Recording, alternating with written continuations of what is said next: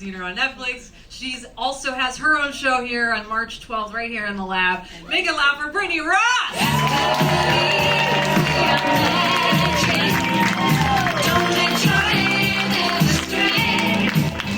What's up, you guys? All right. Get ready to get pulled on stage every single song. I'm sure that's going to happen too. Well, okay, you can sing my song for me. You guys, okay, I'm an actress, and that's my embarrassing story. Okay, there we go, right there. No, I'm an actress. You may recognize me as the decoy from To Catch a Predator.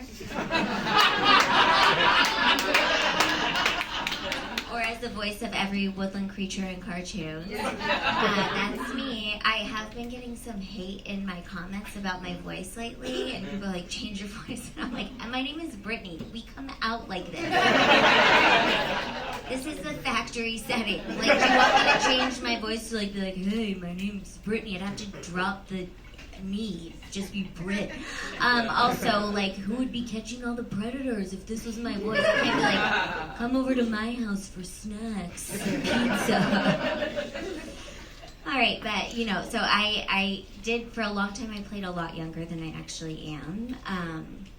Before I had children who sucked the life and collagen out of me, but I used to play really young, and this documentary, Quiet on Set, came out. It's like about this Nickelodeon creep guy and all these kid actors, and I actually worked on a lot of those kid shows. Wow. So all of my friends started to be like, oh, Brittany, did anybody contact you about the documentary? Did anybody get in touch with you about the documentary? And I started to realize that I was approaching 30 and playing the girlfriend of 14-year-olds.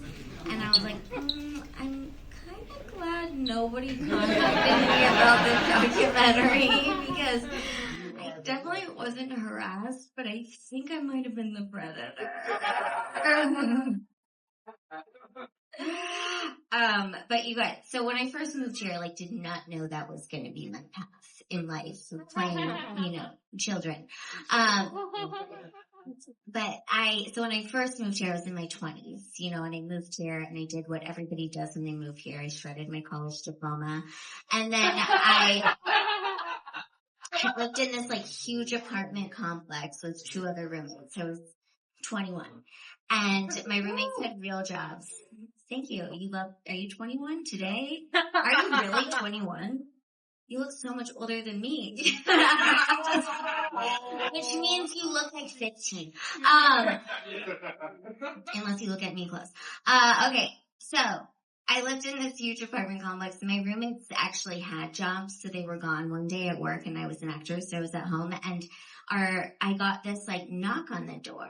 And it was this like stern British woman's voice, and she was like, "It's your neighbor." And I remember thinking, wow, there's either like a British person who lives here now, or there's another actor in the building preparing for an upcoming role. But either way, like, I'm jealous of whatever's happening. And so I went to open the door, and it was like a petite woman who I was, at that time, I was like, she's old. I think she was like almost 40.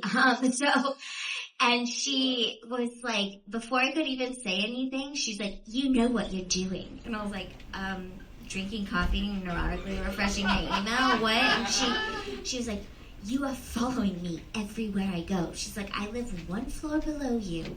Every time I go in one room, you go in that room. When I go in another room, you go in that room. She's like, when I turn on the water, you turn on the water. And she's like, you're in my apartment and you're following me everywhere I go.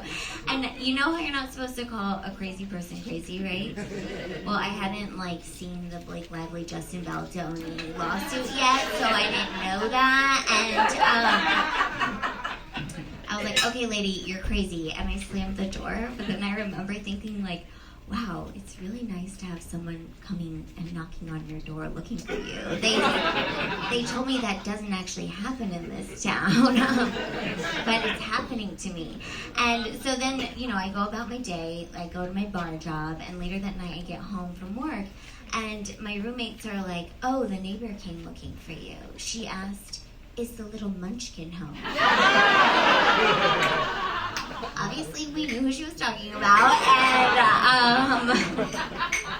and I was like, you know, I know she's targeting me because I called a crazy person crazy, but I'm really glad she picked me and not one of my roommates because this is the first time I had felt chosen since I moved to this town. I was like, I need this, and I was like, if it's just slight stalking, I can keep it on my terms. I can keep it under control.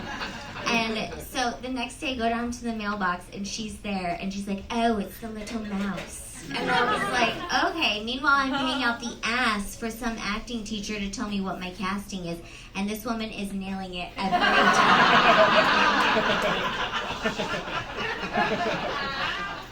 And then she started taking pictures of me, guys. And she told me it was proof for her lawyer that I was stalking her. And once again, this is the Blake Lively, Justin Baldoni case. I won't talk about that anymore. Okay, so she kept taking pictures of me, and I smiled because I wanted to look good in the pictures. And then it got a little more aggressive, and I was like, okay, this is too much. And I started to like run to my car, and I felt exhilarated because if I'm being honest with you guys, chaos is my comfort zone. And I was like, I feel like I'm in the star of my own Lifetime weekend. And I was like, I needed this. This is bringing me back to life. I'm living for this. And so it goes on and on. I keep getting notes from this woman being like, stop following me, Polly Pocket. And I'm like, oh my God, she's good. One said like, stop following me, Petrie from the Land Before Time. And I was like, okay. She also knows how old I am. And my roommates were like, this is getting out of control. You need to tell the building manager about this. And I was like, yeah, but if I tell her, is it gonna stop? And so, you know, it's like that guy who likes you and you don't like him back, and then all of a sudden he's dating your sister's best friend and you're like, wait, I miss him. That's how I felt about my stalker. And so I'm like, I got this. This is okay. I need this. And then one day, I leave my apartment, and she corners me in the hallway. And I'm like, oh, what's happening? Fans don't do this. And I start, like, running in circles around my floor. And she's chasing me. And I'm like, oh my gosh, I didn't know I could feel this kind of fear. I should definitely be in a slasher movie. And another neighbor, like, sees what's happening, and she grabs the woman and, like, pulls her in. I think they take her to the building manager's office. I, like, freak out. I go in my car. I'm like, okay, I need to get a restraining order. So I go to get a restraining order, and I'm told that I can only do it on Fridays between 12 p.m. and 2 p.m. And I was like, oh, okay. And I get back, and I find out my building manager's like, we evicted her. We've been trying to do it for months because she hasn't been paying rent, and like this was like a final straw of some sort. I don't know. I never saw her again. Nobody told me where she went. I like to think that she went on to become a casting director because I think she'd be really good at it. But after I went upstairs to my apartment, and like the gravity of the whole situation like finally hit me.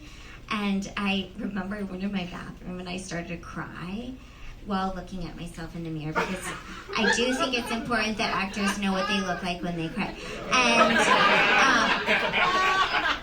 then I thought, you know, like this was actually really nice. Like this, we both gave each other something that we needed. Like she gave me like intense attention that I was seeking, and I gave her something to fixate on, like how beautiful. And I like looked myself in the eyes, and I was like, okay, I don't need this crazy attention because clearly I am mentally unstable myself.